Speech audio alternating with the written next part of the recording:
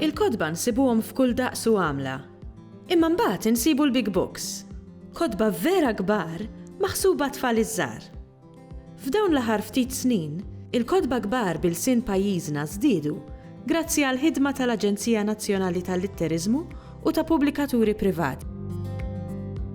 Il-big books huma ġeneru ta' ktieb ħafna drabi jkun tfal li ikollu format kbir, meta qed ngħid format kbir, ikun kbir mhux ħażin fih daqs nofs metru.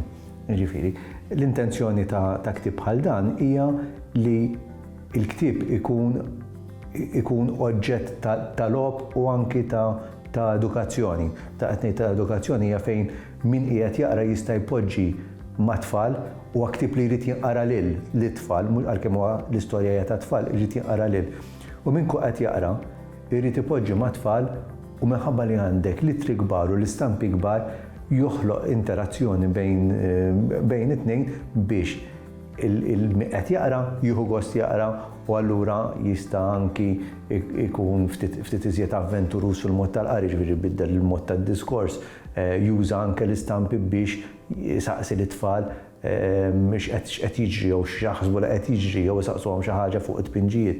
U biex it-tfal jidħlu aktar fl-istorja u iħossuhom li parteċipi f'dak li qed jisimgħu tal-istorja. Allura il-ktieb isir logħba, isir gost, il-qari wara kollox dak huwa n-natura primarja tiegħu li qari li gost. Forsi huwa wieħed mill-iktar ġeneru li joġobni, għax f'daqqa waħda il-ktieb mhux iżjed il-ktieb tal-paġni għalkemm big book għandu l-paġni, imma jsir qisu teatru, jsir qisu l-park fejn inti tista' timraħ ftit iżjed mis-soltu, fejn anki xi kultant itik il-lok li tmur ftit il-bogħod mill-istorja għalkemm ma toħroġ daqshekk, imma tiddaħħal u tikkonvolġi dawk li qed isegwu miegħek.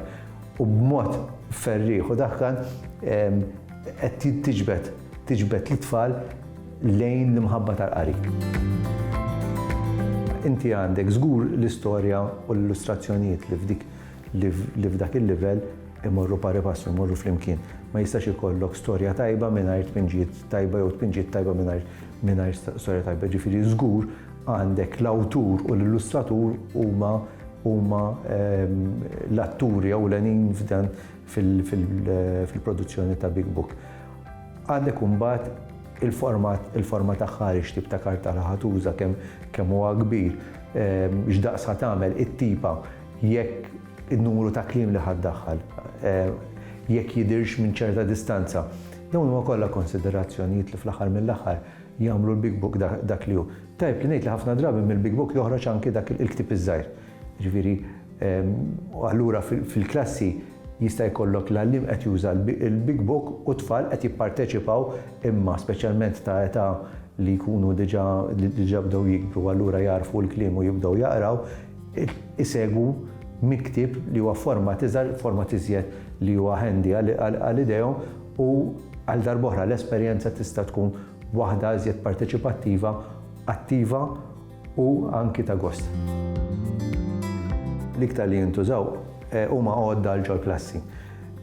Però għad baqanna biex naħseb nidħlu fl-ispirtu ta' Big Book. Ftit issib jew għajla ssib Big Books fid-djar illum il-ġurnata, għalkemm jeżisti minn ġismu anke minħabba spazju Big Book bin-natura tiegħu ifhem joħodlok l-ispazju mhux ħażin. Allura ifhem meta qed tużaħ l-edukazzjoni inti għandek skopi u użi differenti għalih. Kif spjegajt anke ftit ilu, huwa ktieb teatru, huwa ktieb li huwa avventura, huwa ktieb li t-tfal jistgħu jkunu parti mill-istorja li ddaħħalhom f'malajr u permezz ta' għallim tajjeb u tfal li awtomatikament kif turihom li qed tagħmel xi ħaġa b'mod ta' logħba, l-esperjenza aħħarija ta' Big Book huwa xi ħaġa fenomenali.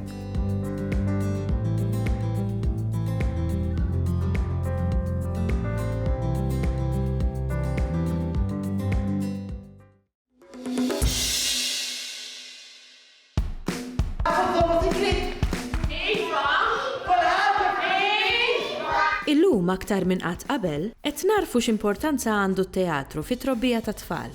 Tant li l-opportunitajiet tat-tfal fit-teatru żdiedu minn skejjel privati ta' drama sal-Festival Zigużajk u programmi speċjalizzati organizzati mit-Teatru Manuel. It-tim tal-Sinna tkellem ma' Antonella Mifsud dwar it-teatru għat-tfal. Naħseb forsi l-iktar li nippruvaw nagħmlu permezz tat-teatru tat-tfal huwa li għalkemm qed nagħtu pjaċir lilhom ukoll imma li nedukawhom fl-istess ħin, jiġifieri kemm nedukawhom fil-lingwa stess, jiġifieri permezz ta' drammi jkunu qed jisimgħu il-Malti. U fl-istess ħin nedukawhom fuq suġġetti wkoll li huma interessanti għat-tfal. Hemm drammi diversi bħalissa li qed isiru ta' tfal, hemm festivals bħal Zigużajk illi jittella f'Novembru u dis-sena wkoll qed jittella tul is-sena kollha fejn ikun hemm drammi għal etajiet differenti, kif ukoll hemm Toy Toy ukoll illi wkoll jipprovdi programmi għal tfal ta' kull età. Apparti mbagħad li jkun hemm drammi li jsiru speċifikament pereżempju f'perjodu ta' żmien u li jkunu għat-tfal bil-Malti. Plays li saru pereżempju għat-tfal, plays b'differenza pereżempju l-istess ftit ta' snin ilu mhux ħażin issa, konna għamilna performance li saret taħt l-art f'Kastilja, ġifieri Kastilja taħt l-art hemm volti kbar ħafna fej it-tfal kienu ġew u raw din id-dinja immaġinarja li ma kinux jafu biha, ġifieri daw in-nies li baqgħu jgħixu taħt l-art. U kienet pereżempju opportunità għalihom li jkunu daqsxejn kreattivi forsi b'mod differenti, kien jisimha l-Mudlamin l-istorja fuq daw in-nies li jgħixu taħt l-art, jiġifieri daqsxejn avventura, daqsxejn stejjer forsi ta' fantażija wkoll għalkemm teatru mhux bil-forsi poġġu bil-qiegħda u jaraw il-palk. Daw kienu qed jimxu taħt l-art post ġdid għalihom, dinja ġdida, ġifieri din il-fatt li tikkrea dinja differenti għat-tfal naħseb hija xi ħaġa interessanti li permezz ta' teatru tagħti xi ħaġa li qatt ma raw forsi kemm bħala storja u kemm bħala post u kif jaraw il-teatru. Fil-verità kull play li tagħmel apparti tkun għat-tfal tkun għall-familja, ġifieri diffiċli tkun biss għat-tfal għax ma' tfal dejjem ħajġu l-kbar, ġifieri iktar nippruvaw narawha bħala play għall-familja. Pereżempju, il-pantomima fil-miliet hija għalkemm hija mmirata għall-familja kollha hemm ħafna elementi koloriti u sbieħ li huma speċifikament għat-tfal. Konna milna serje ftit ta' snin ilu jisimha Pikozi fejn kienu dawn iż-żewġ titfal kienet serje ta' plays illi daġġix titfal kull darba qed jiltaqgħu ma' sfidi differenti jiltaqgħu it-tfal, pereżempju l-iskola, pereżempju meta jiġu biex jagħmlu l-homework, u mbagħad affarijiet oħra pereżempju ir-relazzjoni tagħhom mal-annimali jew ir-relazzjoni tagħhom mal-familja, sfidi li jiltaqgħu magħhom it-tfal li forsi mhux dejjem narawhom esposti fuq televiżjoni u teatru. L-isfidi ewlenin huma l-tfal huma l-iktar udjenza onesta. Jiġifieri jekk tagħmel xi ħaġa tfal, għandek tistenna li t-tfal ħajkunu pronti u ħajirrispondu. Jiġifieri ħajkollok il-feedback immedjat ta' tfal waqt li jkunu qed jaraw il-performance. Allura trid tkun lesta liha u li tadatta dak il-ħin. Ovvjament it-tfal jistgħu jitħarġu fit-teatru, fis-skejjel tat-teatru, ġifieri jitalmu drama, il-kant, is-sfin u kull forma oħra ta' arti, siru wkoll festivals li jistgħu jipparteċipaw fihom it-tfal, u barra minn hekk ovvjament permezz ta' dan jistgħu wkoll jieħdu sehem f'affarijiet huma stess kemm fuq-televiżjoni fit-teatru u jiġu esposti għal dak li jkun qed jiġri biex ikunu jistgħu jmorru jaraw it-teatru wkoll.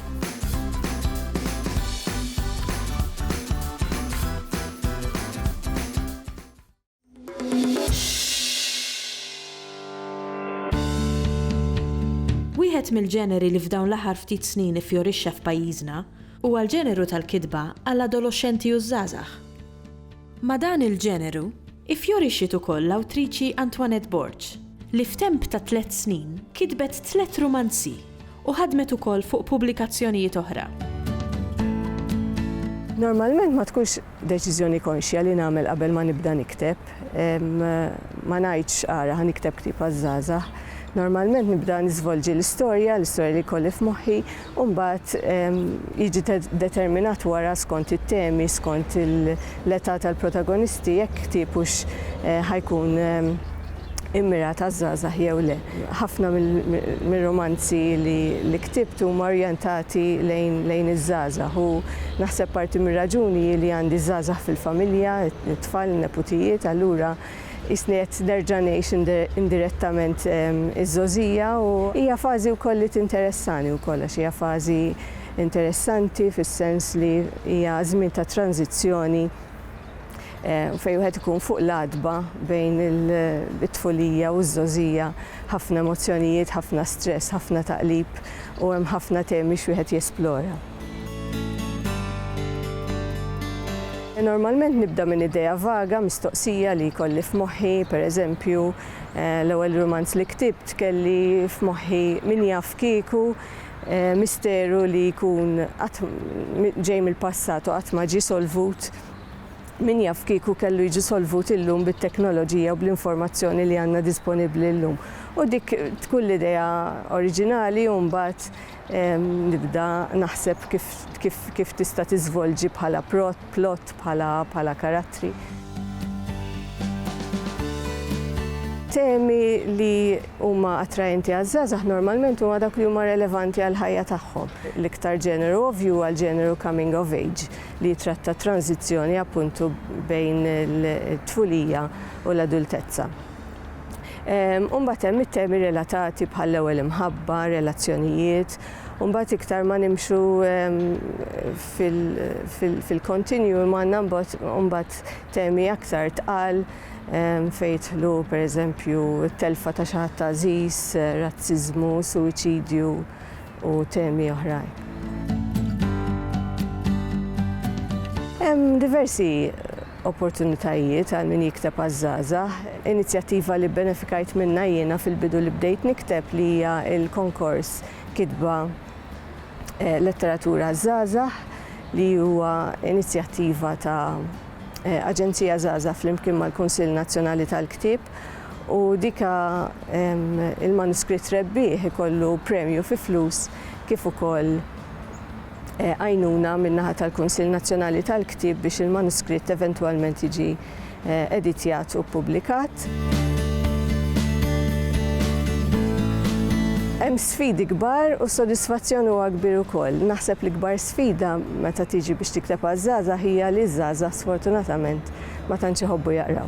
Ovvjament it-teknoloġija, il-gadgets, il-mobiles dejjem il-ktieb qed jikkompeti ma' xi ħaġa oħra li ħafna iktar kurrenti, ħafna iktar interessanti u din ma tapplikax biss għaż-żgħażagħ għall-adulti wkoll, naħseb wara żgħażagħ li trabbew fl-ambjent ta' teknoloġija. Hemm ukoll il-fattur tal-fatt li ż-żożija hija żmien ta' ribelljoni.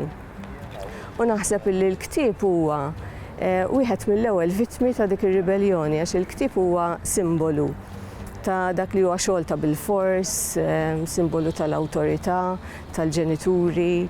Allura naħseb li żgħażagħ għandhom ħabta jgħaddu minn fażi fejn jirribellaw kontra l-ktieb. U dik ovvjament hija sfida, mela jekk inti irnexxielek allura li għandek żagħżugħ qed jaqra ktieb u mbagħad għandek sfida ikbar biex tħajjar lil dak li jkun biex mhux biss għandu l-ktieb f'idejh imma wkoll jaqrah mill-bidu sal-aħħar. U naħseb fattur sfida oħra wkoll speċjalment għall-awturi li huma ta' ċertu età importanti li fejtlu kotba żgħażagħ ma tiktibx b'mod patronizzanti li tipprova tagħti xi lezzjoni għax ma taħdimx maż-żgħażagħ u tispiċċa tgerrixhom mill-kitba.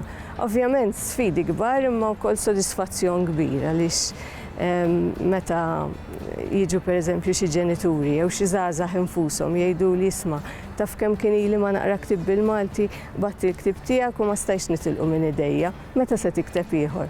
Daka xi ħadd jgħidli hekk itellani s-sema'.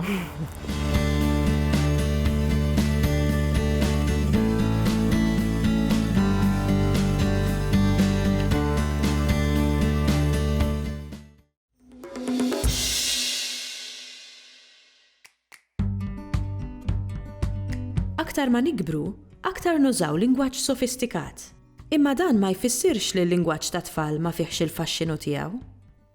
It-tim tal-Sinna tkellem ma' Emanuel Bsajla u Dorian Bartolo dwar kliem it-tfal. Missieri prattikament li beda jagħmel kien li minn dak li kien jafu prattikament milli kien sema fit-tfulitu u minn forsi kliem ieħor li kien jisma' minn xi ħbieb tiegħu jew minn ċieni oħra, kien qiegħed jiġbor dan il-kliem ta' tfal biex eventwalment xi darba ikun jista' jsir studju dwaru. Ġabar madwar 30 kelma, hemm minnhom li ftit li xejn nafuhom u hemm minnhom li ngħid għalija jiena lħaqthom ukoll jintużaw fi żmieni. Bħal pereżempju meta ngħidu kelb ngħidulu wuwu u ż-żiemel ngħidulu tuttu u l-qattus ngħidulu pejxu. Daw kollha il-ħaqthom ftit jien, imma eżempju mbagħad bħal il-kelma tsirzu għall-laħam dika jiena ma lħaqtix. Kien hemm ukoll eżempju ilaqtu żewġ kelmiet f'daqqa, eżempju ċiċċibeqqi, ġifieri joqgħod bil-qiegħda imma qgħod kwiet. Għal xi ħaġa li tixal jew sabiħa jgħidula xejxi. Kien hemm dan il-kliem li huwa sempliċi, kollu qisu għandu ritmu, maqsum qisu f'żewġ sillabi, wu, tuttu, pej, xu. Kollu maqsum f'dawk iż-żewġ sillabi, kważi kollu l-istess. U kienu jgħiduh l-tfal biex għat-tfal tkun iktar sempliċi biex tiflok tgħidlu kelb jew żiemel għax tkun twila il-kelma. Kienu iktar jużaw daw il-kliem biex ikunu iktar sempliċi ma' tfal, bekk jgħidulu il-kliem ta' tfal. Meta jiena kont dan istudja il-Malti, deċidejt illi nagħmel studju fuq tifla ta' 6 snin u nanalizza l-lingwaġġ tagħha. Mill-istudju li għamilt bdejt nara li din it-tifla minkejja li kienet għandha biss 6 snin bdiet taraf kif għandha titkellem u skont il-min qiegħda tkellem. Pereżempju, minn dejjem kienet taf li jiena qed nistudja l-Malti u nħobb daqsxejn il-Malti iżjed. Allura kienet tagħmel sforz biex lili tkellimni b'Malti li għalija kien l-aħjar tip ta' Malti li tista' titkellem bih. Meta mbagħad kienet titkellem ma' huwa jew waħedha kienet tuża daqsxejn iktar l-Ingliż. Allura bdejt innota li meta tkun konxja ta' kif għandha titkellem, tuża iktar il-lingwa Maltija. Meta mbagħad lanqas tkun taf minn hemm madwarha jew tkun qed indirizza lil huwa li forsi għadu ma jafx daqsxejn id-dettalji fil-lingwa tagħżel illi titkellem bl-Ingliż. Barra minn hekk innotajt li meta tistaqsi l-mistoqsijiet kienet tagħmel intonazzjoni tajba ħafna tal-Malti u intonazzjoni tajba ħafna bl-Ingliż minkejja ħafna drabi aħna l-Maltin meta nitkellmu bl-Ingliż intonazzjoni tagħna tkun iktar għala Maltija. Barra minn hekk bdejt innota illi it-tifla kapaċi ħafna tagħmel dak ngħidulu code switching. Kienet taqleb għal Malti u għall-Ingliż skont il-bżonn li ssib. Apparti minn hekk imma xorta kienet tuża xi kliem bl-Ingliż avvolja għandna kliem għalih bil-Malti, però x'aktarx persi kienet għadha żgħira ma kienx taraf jew taf x'liema kliem imur fil-lingwa imqabbla miegħu. It-tfal jħobbu jużaw daqsxejn kliem partikolari li qed ninnota ħafna anki f'dawn l-aħħar snin li qed jippronunzjaw il-pronom memus HA fl-aħħar, allura jagħtu ħoss ta' H pereżempju. Ninnota wkoll li jibqgħu jużaw ħafna kliem bl-Ingliż avolja m'hemmx il-bżonn li jsir hekk. Barra minn hekk jużaw ħafna il-kliem bl-Ingliż meta qed jgħidu l-kuluri jew meta qed jgħidu n-numri. Jew anke l-ġranet tal-ġimgħa, xi ħaġa li fil-verità ninnotaw anke fl-adulti. Ninnota li ħafna drabi ħaltu ħafna bejn il-Malti u l-Ingliż, allura jużaw dak li ngħidulu l-Malti Ingliż imħallat. Ninnota wkoll li qed jgħidu ħafna frażijiet iktar milli sentenzi twal, anke forsi minħabba l-għaġla komunikazzjoni bit-teknoloġija li qed jużaw illum il-ġurnata. U anke ninnota li jirrepetu xi frażijiet anke biex jagħmlu enfasi.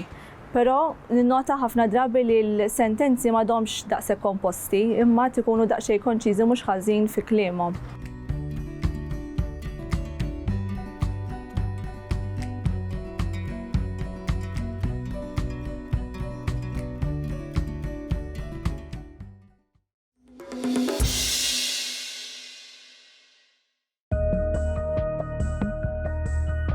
Il-Bjar u Djar Vojta mhumiex l-uniċi mkejjen fejn jabitaw il-mostri Maltin u ħlejjaq fantastiċi oħra. Uħud minn dawn il-ħlejjaq sabu postom fil-comics. Naraw kif. Aħna fil-folklor Malti, kemm fil-letteratura u kemm fil-mitkellem, għandna ħafna karattri tal-fantasija illi ma tantx qed innagħtu kasom armejnihom sewa. Ngħidu aħna ħafna ħrejjef tal-ġiganti, tas-sħaħar, ta' srib b'sebarjus, ta' tajr tal-waħx, ta' sultan il-nemel u sultan l-juni, sewa. Dawk huma stejjer miktubin, ħrejjef miktubin, però hemm ukoll ħafna karattri fil-lingwa li mhux qed innagħtu kasom għax huma fil-mitkellem biss u aħna irrelegajnihom għad-dinja tan-nanna Gerit, bħal pereżempju il-ħares ngħidu aħna. Il-ħares huwa differenti minn ruħ. Ruħ hija ir-ruħ ta' xi ħadd li jibqa' jidher għax kellu xi problema meta għex. Imma l-ħares huwa gwardjan li qiegħed jassess xi dar jew xi teżor ġo xi jar huma differenti. Hawn ħafna stejjer għalkemm mhux ħafna ma hu stejjer fuq it-tork tat-taraġġ ngħidu aħna, jew ir-raġel tal-ixkora li jieħu tfal u jitfaħħom fil-kantina ngħidu aħna, fuq il-babaw, fuq il-bellija, il-gawgaw għaw xi ftit kliem fuq però għadu mhux moti s-sura li jista' jingħata.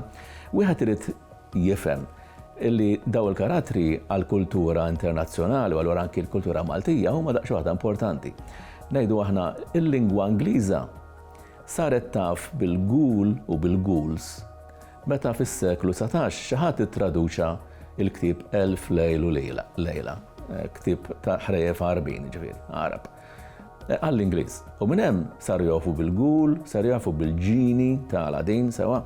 Issa jirriżulta li aħna il-Maltin konna nafu qabilhom bil-ghoul għax lul u n-nanna ula jissemmew fid-dizzjonarju ta' De Soldanis ngħidu aħna. Qabel ma inqaleb il-ktieb għall-Ingliż, wieħed irid tiftakar ta' x'għamlu dawk li jitkellmu bl-Ingliż b'daw il-karattri sewa llum il-ġinis u l-ghouls hemm dinja sħiħa ta' divertiment mdawra magħhom fil-waqt li l Malti ngħidu aħna ħadd ma jaf bih. Jgħidu li mhux xorta tqajmux mill-qabar, imma ma naħsibx jiena hemm il-lok illi dawn il-karattri jingħataw ukoll il-kultura Maltija. Issa żmien ilu jiena u xi nies u xi sħabi insomma konna fittixna li naqbdu dawn il-karattri tal-fantasija u inġeluhom illi jaġixxu bejniethom, jikkomunikaw bejniethom bħalma jagħmlu l-karattri tal-fantasija tal-Marvel Comics ngħidu aħna tad-DC Comics biex il-gawgaw jiltaqa' mal-ħares u l-ħares jiltaqa' mal-awċ u x'nafin u mal-bellija insomma eċetera. Saru ftit minnhom għaliex ix-xogħol ta' tpinġija wieħed kbir u bla ħlas. Sewa allura ċertu diffikultà biex wieħed ikompli fuqhom, però f'dawn l-aħħar snin nibdew minn Anton F. Attard li żmien ilu kien ħareġ ktejjeb li kien fih fuq minn design minn dawn il-karattri tal-fantasija.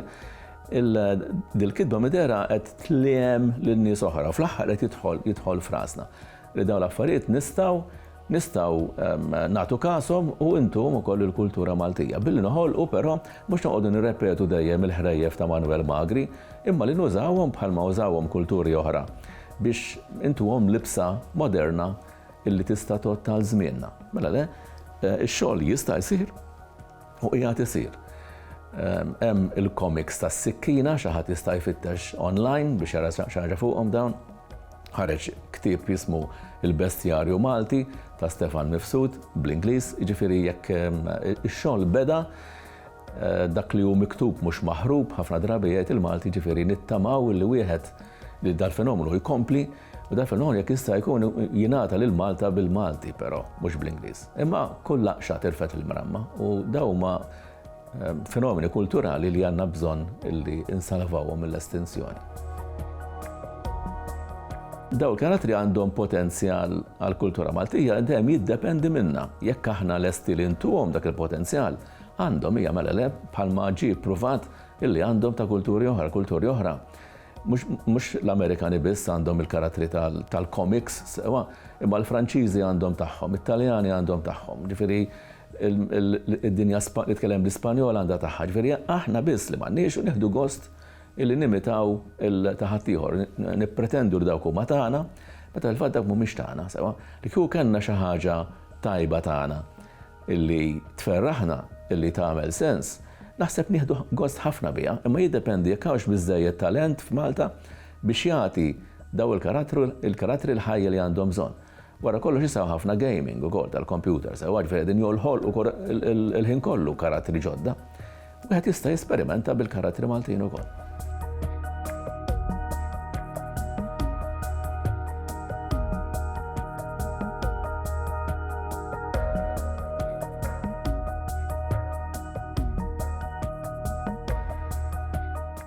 Il-Sinna jixtieq jirringrazzja lill-Kunsill Nazzjonali tal-Ilsien Malti, lid-Dipartiment tal-Malti fil-Fakultà tal-Arti l-Università, lill-Ministeru għall-Edukazzjoni u x-Xogħol u lill-Aġenzija Nazzjonali tal-Litteriżmu.